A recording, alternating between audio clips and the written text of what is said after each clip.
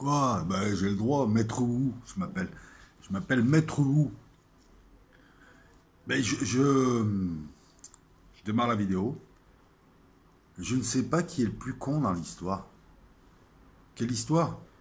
L'histoire du foot, des bannières homophobes, de Noël Le Graët, de la presse, de...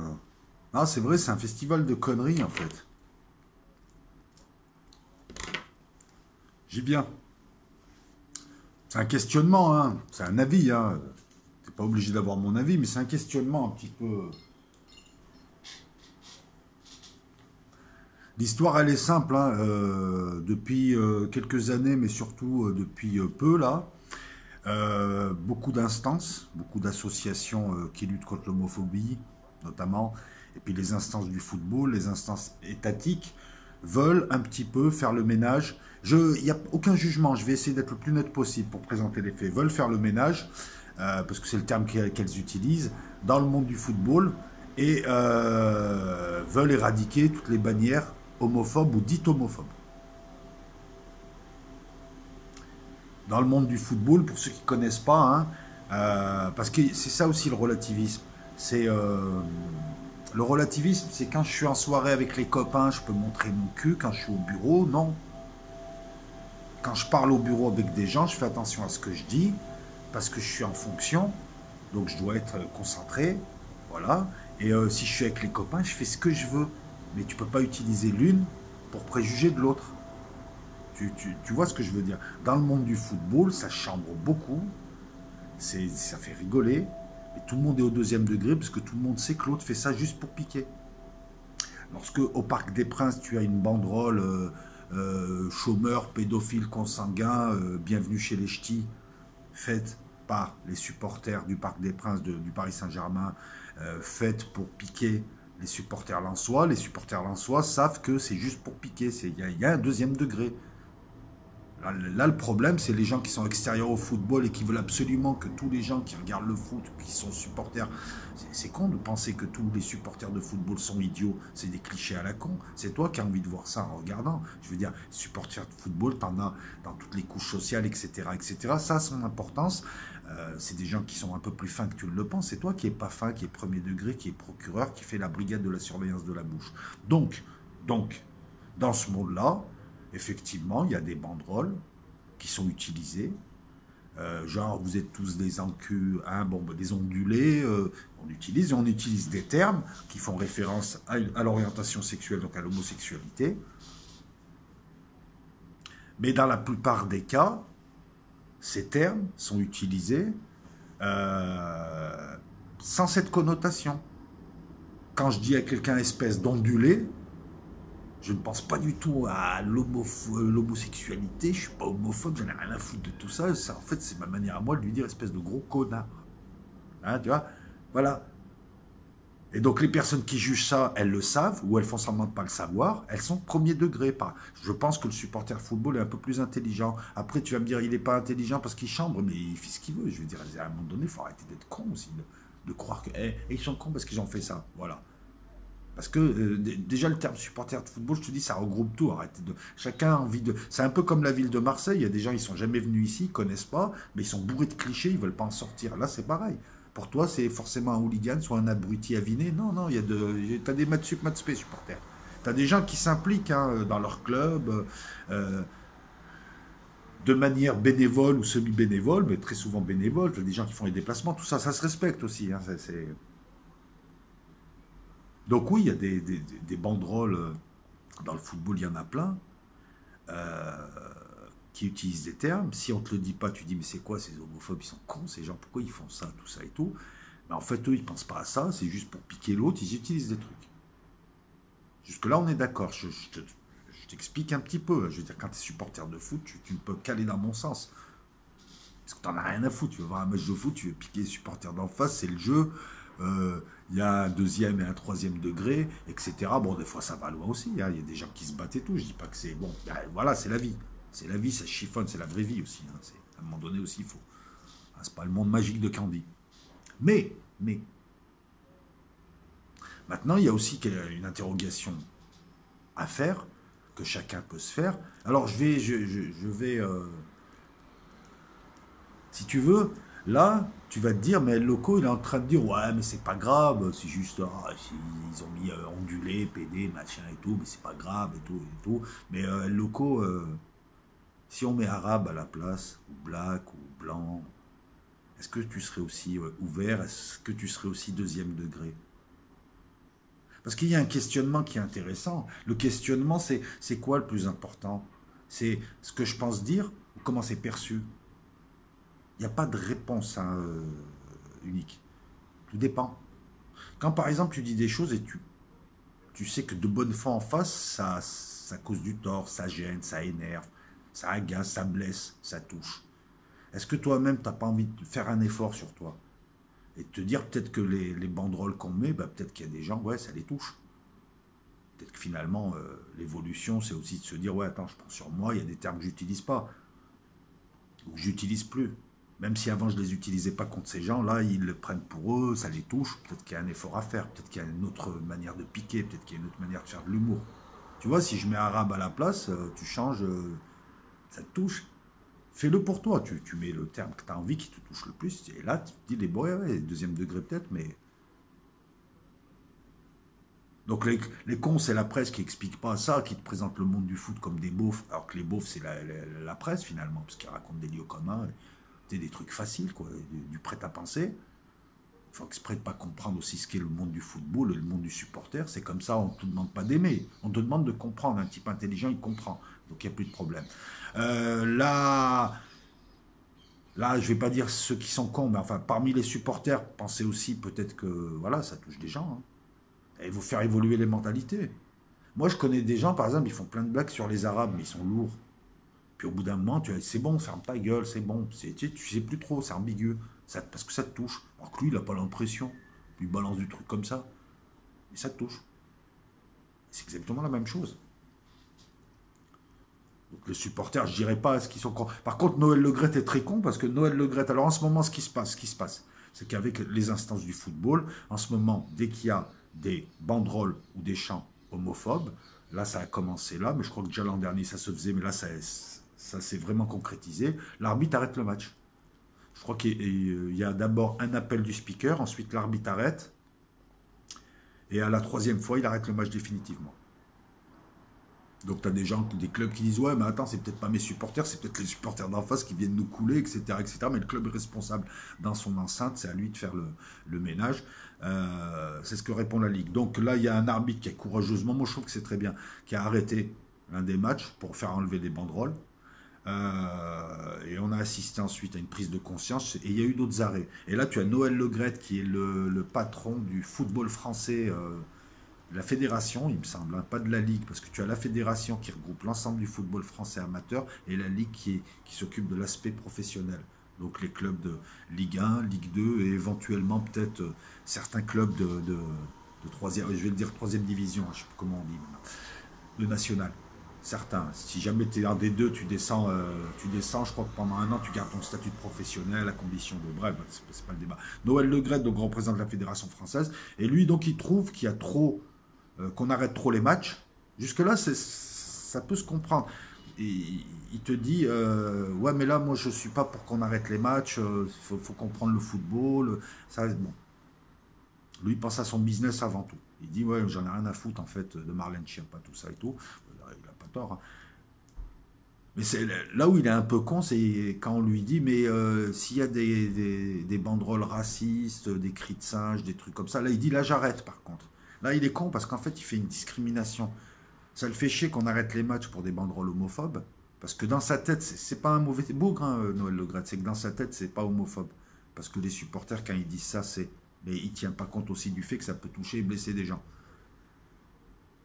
Là, il veut pas qu'on arrête le match. Il trouve que ça fait trop. Par contre, il est prêt à arrêter le match s'il y a des cris, des chants racistes. Je suis d'accord aussi, hein, parce que c'est bon, quoi. T'es pas au zoo, hein, t'es pas dans ta cage. Hein. Je veux dire, les mecs qui viennent faire des cris de singe dans les stades, faut arrêter aussi. C'est toi le singe. Non mais si, attends, s'il te plaît. T'essayes d'animaliser un autre type, enfin bon, pauvre type. Bref. Et là, c'est stupide. C'est stupide parce qu'il discrimine des discriminations. Je pense que l'homophobie, il n'y en a pas, mais ça peut être perçu comme tel. L'homophobie, c'est un autre type de racisme. Ah ouais, c'est évident.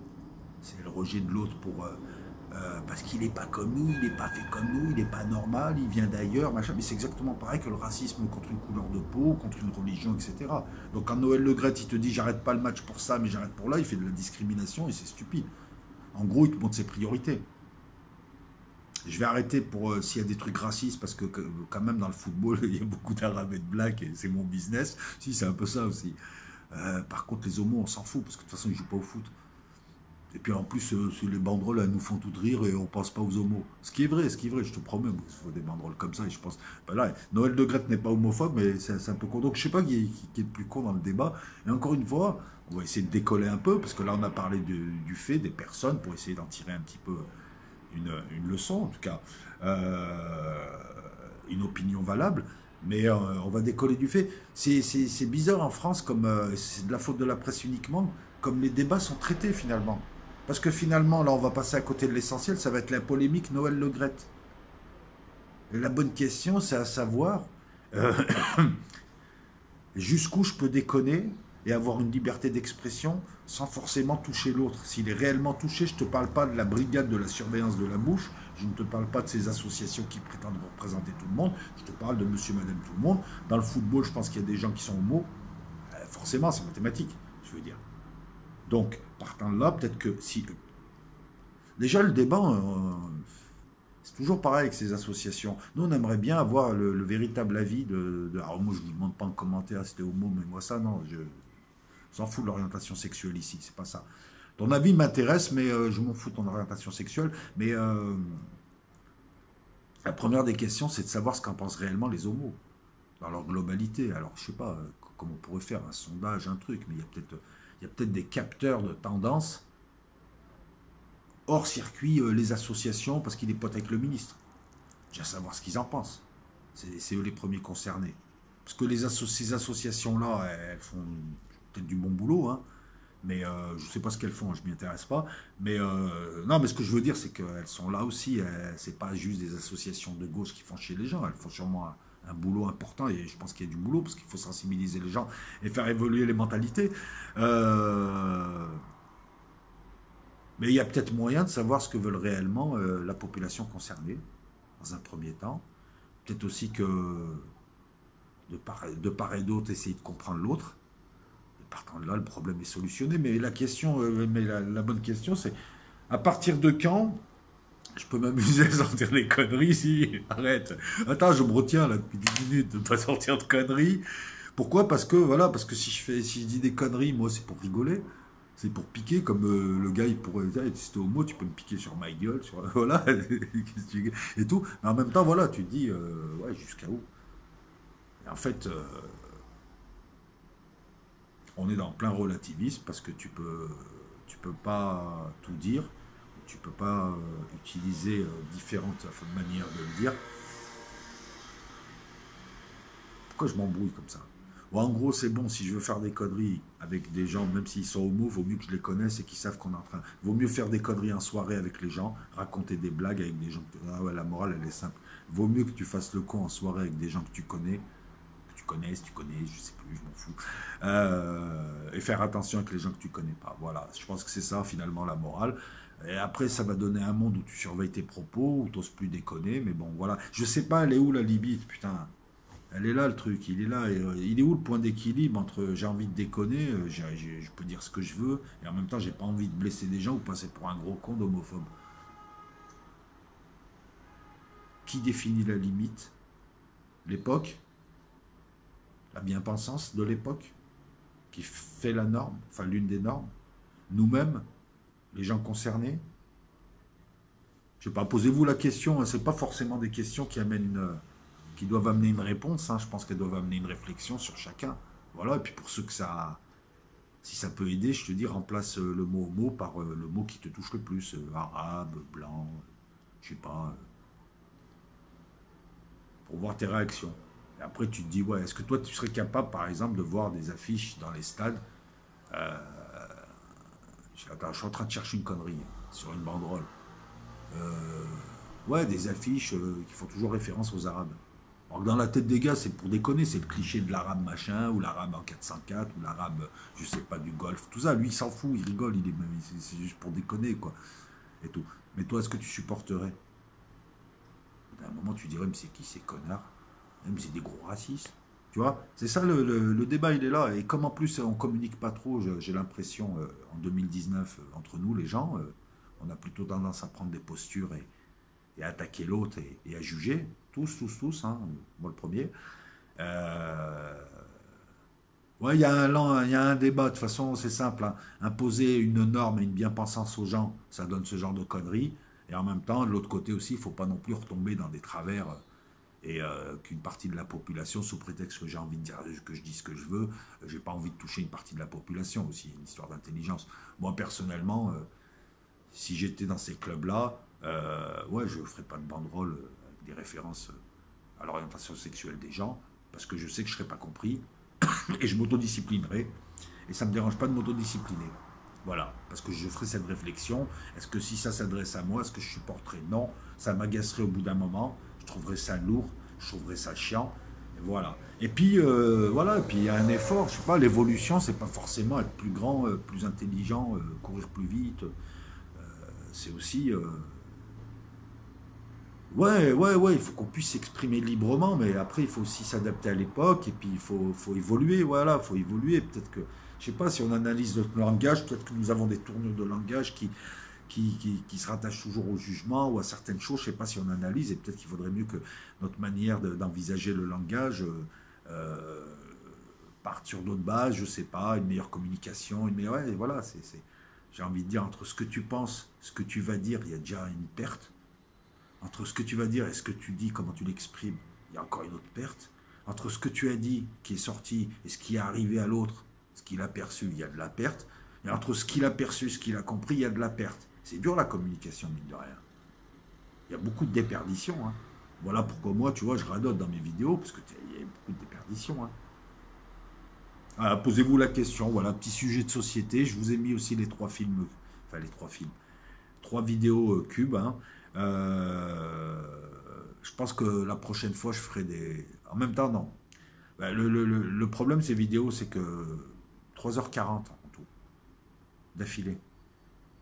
Donc, au bout d'un moment, t'es un peu crevé, c'est un peu poussif, je m'en excuse, mais en tout cas, elles se tiennent. Mais tu peux pas te dire, je vais faire une vidéo aujourd'hui, puis un bout aujourd'hui, un bout demain, un bout après-demain, parce que t'as pas la même verve, t'as pas les mêmes idées, hein, t'as pas, comment dire ça, tu le traites pas pareil, et voilà, donc j'étais obligé de tout faire d'un coup, mais voilà, donc je vous ai mis ces vidéos-là, je continuerai à faire des analyses de films. Bientôt, on va faire un truc avec Scribe, hein. Là, il faut que je récupère un peu mon retard. Pareil pour la main du roi, il y a peut-être des changements sur la main du roi, des bons changements, hein, bien sûr. Voilà, je vous tiendrai au courant. Et puis merci pour votre suivi. Commentaire prêt à approuver. Pouce, like, danse, fais ce que tu veux. Et puis donne ton avis. Tiens, ça m'intéresse ton avis. Voilà. Pose-toi la question. Voilà, en fait, la vidéo, c'est pour toi. Voilà, tu te poses la question et tu n'es même pas obligé de donner un avis. Tu te mets devant un miroir et tu te poses la question et tu te parles comme ça et tout. Après, tu appelles les types, ils arrivent, ils te mettent la chemise blanche comme ça à l'envers et puis ils t'emmènent au centre. Allez, ciao!